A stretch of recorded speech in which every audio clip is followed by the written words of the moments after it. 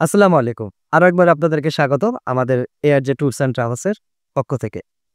আজকে আ আরেকটি বিষয় নিয়ে কথা বলছি সেটা হচ্ছে ক্লিনার ভিসা। এটার প্রচুর চাহিদা আমাদের দেশে।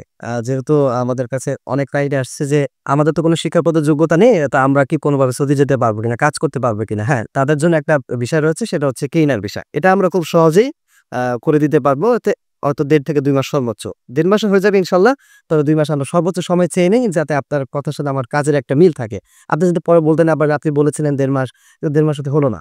এজন্য আমরা ২ মাস সময় চেয়ে নিই যাতে কোন রকম কোনো ফাঁক না থাকে। ক্লিনার ভিসার আবেদনের জন্য কি করতে হবে বা কি ডকুমেন্ট লাগবে?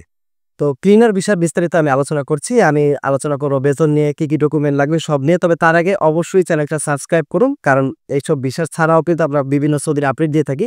হয়তো আপনার কোনো না কোনোভাবে কাজে লেগে যাবে অথবা আমাদের চ্যানেলটা খুঁজে পেতে আপনার সহযোগিতা হবে। তো দেরি না করে চ্যানেলটা সাবস্ক্রাইব করে ফেলুন। এই ভিসার বেতন কত হবে? প্রয়োজনীয় ডকুমেন্ট কি লাগবে? বয়স সীমা কত? আমি বিস্তারিত আলোচনা করছি। প্রথমেই বলছি বয়স সীমার কথা। দেখুন ক্লিনারের ক্ষেত্রে কিন্তু অনেক বেশি বয়সও আমরা কিন্তু পুশ করতে পারি। ২১ থেকে ৪০-৪২ পর্যন্ত আমরা পুশ করতে পারি। কোন রকম কোনো সমস্যা হয় না এক্ষেত্রে।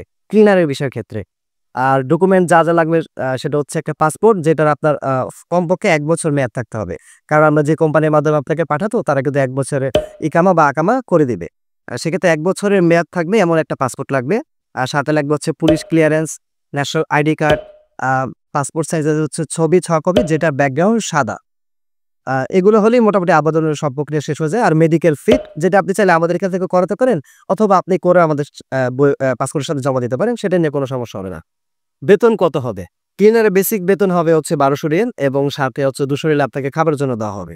আর হচ্ছে যেটা ওভারটাইম আপনি সৌদি যে শ্রম আইন সে অনুযায়ী পাবেন। সেটা আসলে আমাদের হাতে নেই। কোম্পানি এবং সৌদির আইন অনুযায়ী আপনি পাবেন। তবে এটা নিয়ে কোনো সমস্যা হবে না। তো বেতনটা হচ্ছে আপনার যে প্রতিষ্ঠানে হিসেবে আপনি নিয়োগ দিয়েছেন সে অনুসারে হবে। বেতন হতে পারে ১২০০ এবং ২০০ মানে ১২০০ হচ্ছে আপনার বেসিক বেতন আর ২০০ হচ্ছে খাবারের জন্য। আবার বেতন এটা হতে পারে ১৩০০ প্লাস ২০০, আবার বেতন এটা হতে পারে ১৫০০ প্লাস ২০০। এটা আসলে প্রতিষ্ঠানের উপরে ভ্যারি করে। আপনার যোগ্যতা অনুসারে আমরা যেখানে হচ্ছে নিয়োগ দেব সে অনুযায়ী। এটা আমরা আলোচনা আপনার আমি যখন সামনে আসবেন অফিসে আসবেন আমরা দুজন আলোচনা করে একটা সিদ্ধান্তে আসবো যে আপনি কোনটায় কিভাবে যেতে চান। এছাড়াও যদি আমি হয়তো ভিডিওতে হয়তো সব হয়তো কিছু মিস হয়ে যেতে পারে।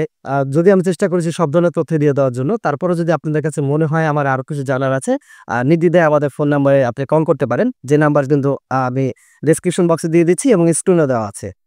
এই নাম্বারগুলোতে কিন্তু WhatsApp এভেইলেবল আছে। আপনারা চাইলে সরাসরি WhatsApp এ কল করতে পারেন, কোনো সমস্যা নেই।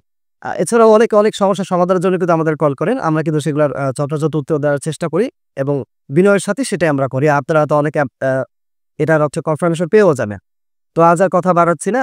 নেক্সট হয়তো অন্য কোনো ভিডিও বা অন্য কোনো আপনার সমস্যার সমাধান নিয়ে হয়তো আমরা আসবো। ভালো থাকবেন সে পর্যন্ত এবং অবশ্যই আমাদের চ্যানেলটা সাবস্ক্রাইব করতে ভুলবেন না যেন। ধন্যবাদ, ভালো থাকবেন। আসসালামু আলাইকুম।